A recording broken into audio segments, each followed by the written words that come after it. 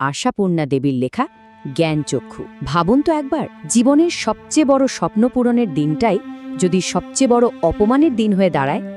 ঠিক এমনই এক কিশোরের গল্প এটা। চলুন এই অসাধারণ জাগরণের কাহিনীটা জেনে নেওয়া যাক।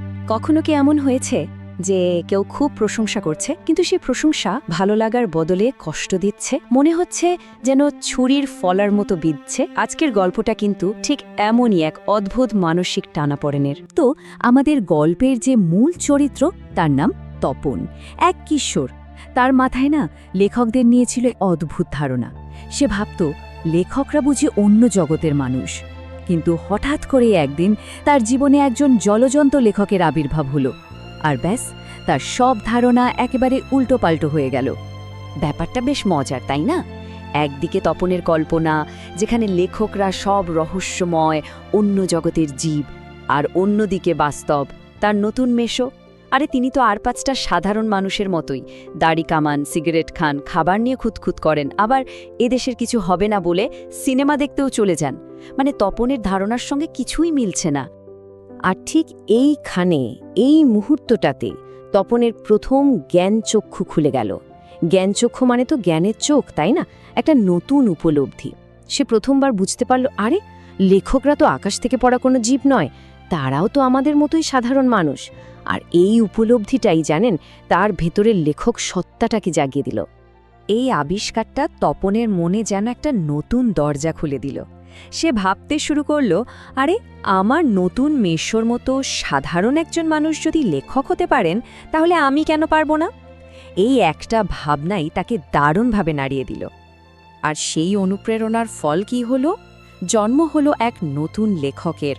তপন ঠিক করল সেও একটা গল্প লিখবে।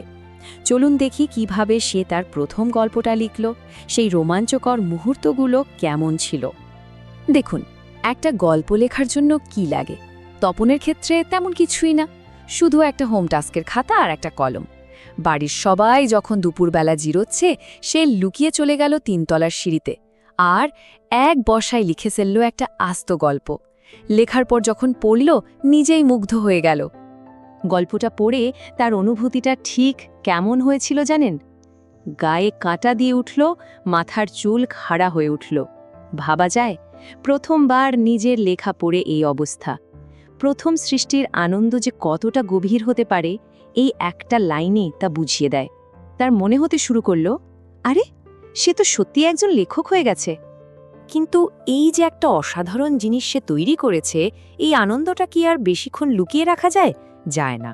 তপনের সেই গল্পটা পৌঁছে গেল তার সেই লেখক মেশোর হাতে। আর এখান থেকেই গল্পের মোড় ঘুরতে শুরু করল। একদিকে আশা, অন্যদিকে আশঙ্কা, ছাপা হওয়ার এক প্রতিশ্রুতি। তপনের ছোট মাসি তো মহা উৎসাহী। সেই গল্পটা নিয়ে গেল তার স্বামীর কাছে। তপন যদিও মুখে আরে না না কি দরকার এসব বলছিল, কিন্তু মনে মনে সে দারুণ খুশি। কারণ সে ভাবছিল, রত্নের মূল্য তো জহুরিই বোঝে। মানে একজন লেখকই তো বুঝবে আরেকজন লেখকের লেখার দাম, তাই না?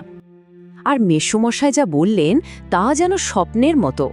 বললেন, তপন, তোমার গল্প তো দিব্যি হয়েছে, একটু কারেকশন করে দিলেই ছাপতে দেওয়া যাবে। কথাটা শুনে তপনের তো খুশিতে প্রায় কাঁদো কাঁদো অবস্থা। কিন্তু ওই যে একটা ছোট্ট শব্দ কারেকশন, গল্পের আসল টুইস্টটা কিন্তু ওখানেই লুকিয়েছিল। এরপর তো শুরু হলো সেই অধীর অপেক্ষা। বাড়িতে ততদিনে তার নামই হয়ে গেছে কবি, সাহিত্যিক, কথাশিল্পী। সবাই তাকে নিয়ে ঠাট্টা তামাশা করে, কিন্তু তপন এসবে পাত্তা দেয় না। তার চোখে তখন একটাই স্বপ্ন, কবে সে নিজের নামটা ছাপার অক্ষরে দেখবে। অনেক অনেক অপেক্ষার পর অবশেষে সেই দিনটা এলো। কিন্তু ভাগ্যের কি পরিহাস, যে দিনটা তপনের জীবনের সেরা দিন হওয়ার কথা ছিল, সেটাই হয়ে দাঁড়ালো সবচেয়ে কষ্টের, সবচেয়ে বিষাদের দিন। হঠাৎ একদিন তার ছোট মাসি আর মেশো বাড়িতে এলেন, আর তাদের হাতে কি? সন্ধ্যাতারা পত্রিকা। পত্রিকাটা দেখেই তপনের বুকের ভেতরটা যেন ধড়াস করে উঠল। তাহলে কি স্বপ্নটা সত্যি হলো? হ্যাঁ, সত্যি তাই। সূচিপত্র খুলতেই জল জল করছে নামটা, প্রথম দিন, লেখক শ্রী তপন কুমার রায়। ভাবুন একবার সেই মুহূর্তটার কথা। হাজার হাজার ছেলের হাতে ঘুরবে তার লেখা গল্প। এর থেকে বড় অলৌকিক ঘটনা আর কী বা হতে পারে, তাই না? সারা বাড়িতে তো শোরগোল পড়ে গেল, আনন্দের বন্যা বয়ে যাচ্ছে। কিন্তু এই সব হইচইয়ের মধ্যে মেসোমশাই আস্তে করে বললেন, লেখাটা বেশ কাঁচা ছিল তো, তাই আগাগোড়া আমাকে কারেকশন করতে হয়েছে। সবাই তখন আনন্দে মশগুল, কথাটা কেউ তেমন গায়ে মাখল না। কিন্তু এটাই ছিল আসল ঝড়ের পূর্বাভাস। এরপর মায়ের অনুরোধে তপনকে বসতে হলো নিজের গল্প সবার সামনে পড়ে শোনানোর জন্য। আর ঠিক তখনই ঘটল সেই বিপর্যয়টা। গল্পটা পড়তে শুরু করেই সে থমকে গেল। এসব কি পড়ছে সে? এ তো তার লেখা নয়, একটা লাইনও সে চিনতে পারছে না। আর এই মুহূর্তেই তপনের দ্বিতীয়বার জ্ঞানচক্ষু খুলল। এক নিদারুণ কঠিন সত্যের সামনে এসে দাঁড়ালো সে, যে সত্যটা তার লেখক হওয়ার স্বপ্নকে এক মুহূর্তে ভেঙে চুরমার করে দিল। কিন্তু তখন তো আর ফিরে আসার উপায় নেই। সবার সামনে তাকে এমন একটা লেখা পড়ে যেতে হচ্ছে যেটা তারই নয়।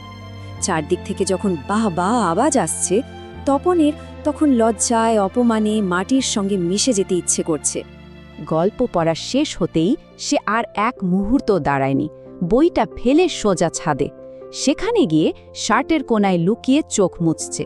যে দিনটা তার জীবনের সবচেয়ে আনন্দের দিন হওয়ার কথা ছিল, সেটাই হয়ে গেল তার জীবনের সবচেয়ে দুঃখের দিন।